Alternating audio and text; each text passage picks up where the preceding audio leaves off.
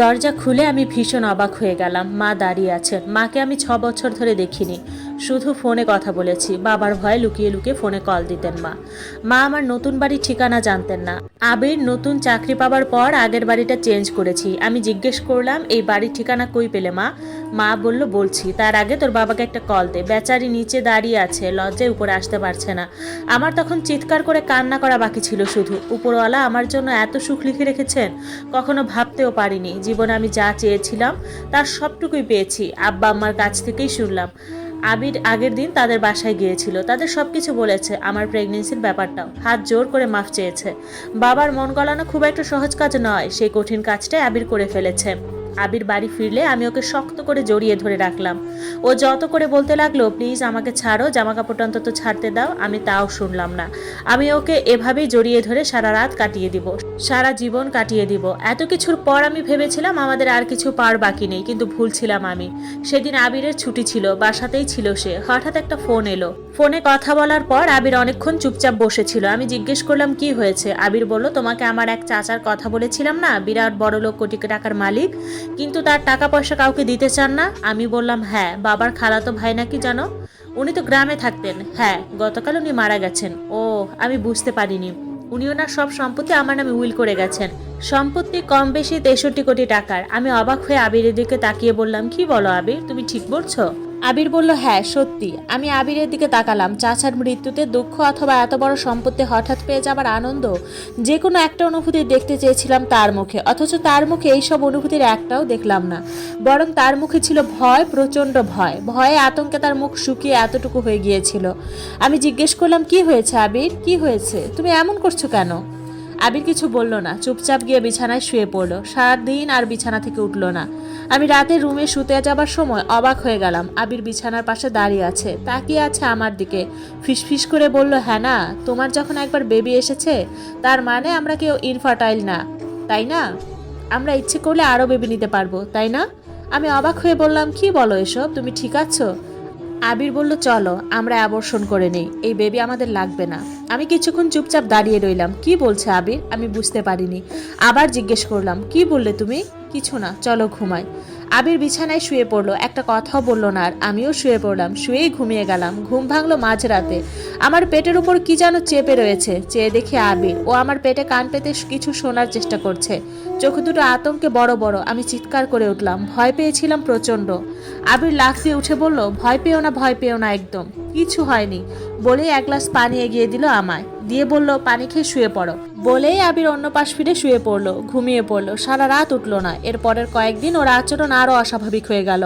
মাঝরাতে এঘর ওঘর ঘোরাঘুরি করে। আমি ঘুমালে লুকিয়ে লুকিয়ে আমার পেটে কান পেতে কিছু শুনতে চায়।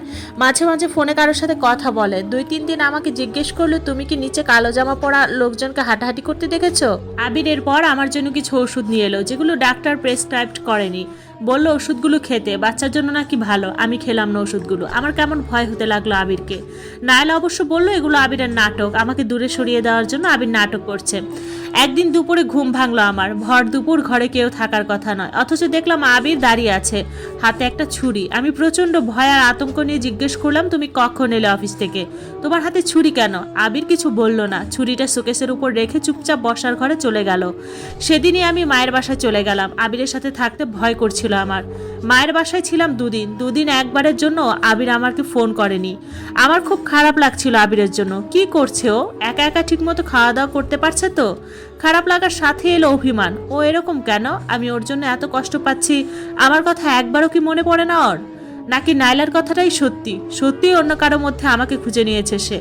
আমি আবিরকে ফোন দিলাম, আবির ফোন ধরলো না। সারাটা সন্ধ্যা কেটে গেল। আমি একটা ফোন কলের আশায় বসে রইলাম। আবির ব্যস্ত, তাই আমার ফোন দেখেনি। ও ফোন দিবে, একটু পরেই ফোন দিবে, কাজটুকু শেষ হলেই ঠিক ফোন দিবে। আবিরের ফোন এলো না। রাতে একটু আগেই শুয়ে পড়েছিলাম, ভালো লাগছিল না। রাত তখন প্রায় 12টা। চোখটা মনে হয় একটু লেগে এসেছে। এ সময় ফোনটা বাজলো। আমি হাতে নিলাম ফোনটা, আবিরের ফোন। ফোনটা কেটে রেখে দিলাম, ওর কল ধরবো না। আবার ফোন বাজলো। আবির কল করেছে। আমি ফোন না ধরলেও ও কল করতেই থাকবে। ধরলাম ফোনটা। আবির ওপাশ থেকে ফিসফিস করে বলল, খুব রাগ করেছো হেনা, তাই না? আমি সত্যিই খুবই সরি। আমার রাগটা পড়ে গেল তখনই। আবিরকে বুঝতে দিলাম না। বললাম, রাগ কেন করব? কার জন্য রাগ করব? সে তো ভুলে গেছে আমাকে। আবির বলল, আমাকে মাফ করে দাও হেনা।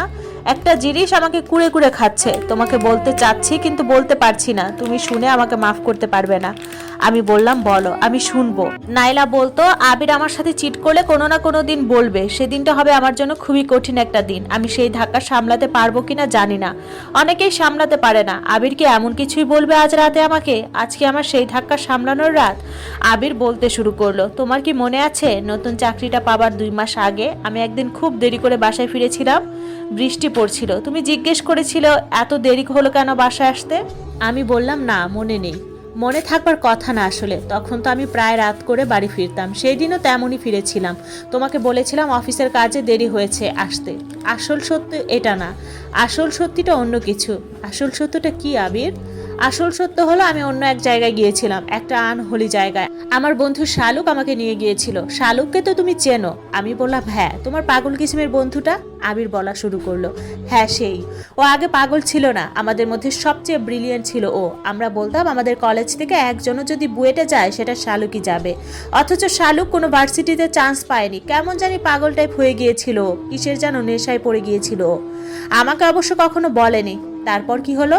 শালুককে আমি সবসময় আমার কষ্টের কথা বলতাম। তুমি তো জানো এই যে আমার টাকা নেই, তোমার শখ আহ্লাদ পূরণ করতে পারছি না, নিজেকে ছোট মনে হতো খুব। এসবও শালুককে বলেছিলাম। শালুক একদিন রেগে গিয়ে বললো, তোর এইসব ব্যাকর ব্যাকর শুনতে শুনতে বিরক্তি ধরে গেল, চল তোকে এক জায়গায় নিয়ে যাই। ও আমাকে নিয়ে একটা বস্তির মতো ঘরে গেল। গিয়ে বলল, তুই কি আসলেই চাস তো টাকা পয়সা হোক? আমি বললাম হ্যাঁ চাই। টাকার জন্য তুই সব করতে পারবি? পারবো। নিজের ধর্ম কর্ম বিসর্জন দিতে পারবি? আমার মনে হলো শালুক মজা করছে। ওর মজা কত দূর যায় সেটার দেখার ইচ্ছা ছিল আমার। আমি বললাম পারবো। তাইলে আমার সাথে সাথে বল। বলে ও কি সব ভাষা উচ্চারণ করতে লাগলো। আমি ওর সাথে সাথে সব কিছু বললাম।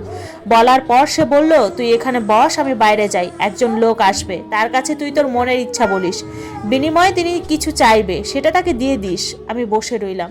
রাত অনেক হয়েছে, বাড়ি ফেরা দরকার। শালুক মনে হয় নেশা করতে গেছে, ওর জন্য তো আর বসে থাকা যায় না। উঠে চলে আসবো। এ সময় এক লোক ঢুকলেন সেই বস্তির মতো জায়গায়। সেই লোকটাকে দেখে আমার বিস্ময়ের সীমা রইল না।